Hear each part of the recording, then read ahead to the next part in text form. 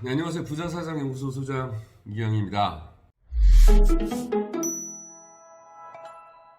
오늘은 동업에 대해서 한번 말씀드려보려고 해요. 동업하면 떠오르는 게 다 하면 안 된다, 큰일 난다 라는 생각들 많이 하시죠. 네.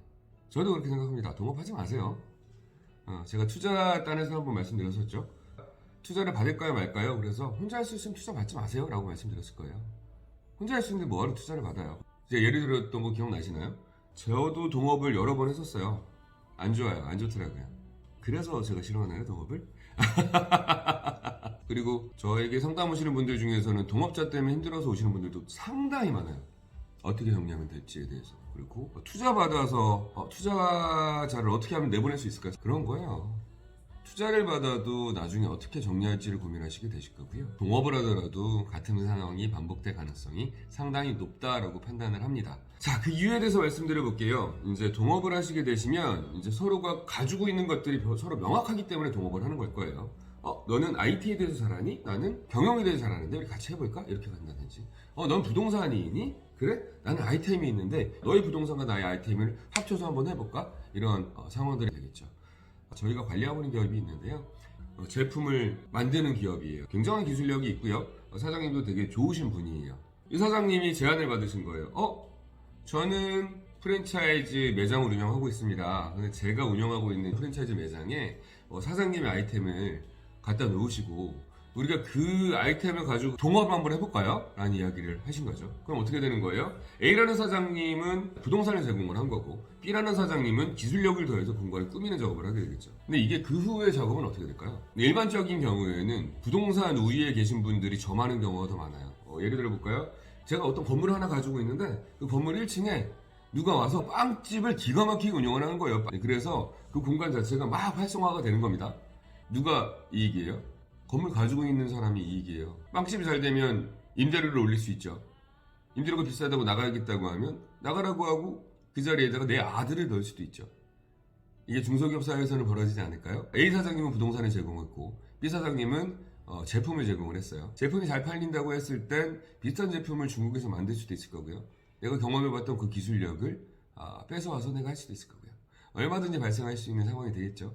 그렇기 때문에 동업을 한다고 했을 때 A 사장님이 제공할 수 있는 건 뭐가 있죠? 부동산밖에 없어요. 근데 우리 사장님은 어떻죠? 연구 개발하고 기술 개발하고 제품을 만들고 생산하고 시스템을 만드는데 온 에너지가 다 들어가야 된단 말이죠. 그럼 나중에 어떻게 되겠어요? 이 사장님은 맨날 일하고요. 이 사장님은 그냥 아이고 열심히 잘하고 있니? 라고 구경하는 상황밖에 안 되지 않을까요? 모든 상황이 다 이렇다고 말씀드리는 건 아니고요. 그래도 제가 많이 봤던 상황들이 있어서 잘 되면 잘 되는 대로 문제가 되는 게 동업인 것 같고요. 안 되면 안 되는 대로 문제가 생기는 게 동업인 것 같아요. 저도 그랬어요. 제가 4명이랑 동업한 적도 있고요. 2명이랑 동업했던 적도 있고요. 다양한 동업의 경험이 있었던 것 같습니다. 그런데 이건 어떤 경우에 깨지게 되냐면 서로의 성향이 나쁘거나 서로가 싫어해서 깨지는 게 아니에요. 이 사람의 상황과 내 상황이 틀려질 때 나는 하루 종일 일하고 밤새까지 일하고 하는데 저 사람은 왜 자기 개인적인 상황 때문에 이렇게 하지 않지? 모든 것들은 감정적인 문제가 발생할 수밖에 없어요. 감정적인 문제가 어떤 수치적인 문제로 발생을 하고 수치적인 문제는 다시 감정적인 문제로 환원이 됩니다. 그래서 결국은 동업은 오래가지 못한다. 정말 동업의 관계가 된다고 하면 소울메이트가 돼야 돼요. 이 사람 생각이 내 생각이고 이 사람 내 이야기를 받아주는 게 너무 좋아. 내가 직원들한테 얘기하지 못하는 거 이 사람들이 다 얘기할 수 있고 같이 이 상황을 타개할 고민을 너무 열심히 하고 있어. 그렇다고 하면 소울메이트예요. 그러면 동업을 해도 돼요. 다만 그래도 동업하지 마시고요. 어떤 적당한 협업 관계, 내가 당신을 도와줄게 당신도 날 도와줄 수 있겠습니까? 우린 같은 목적으로 한번 가봅시다. 그런데 이걸 동업으로 하지 마세요. 싸우게 돼요. 그렇습니다.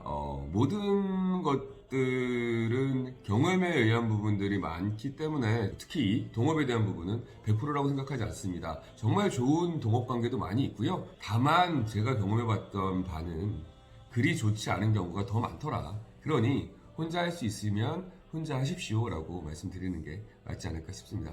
우리 사장님들 속상하지 않게 사업하셨으면 좋겠어요. 동업하다가 속상한 경우 너무 많이 보거든요.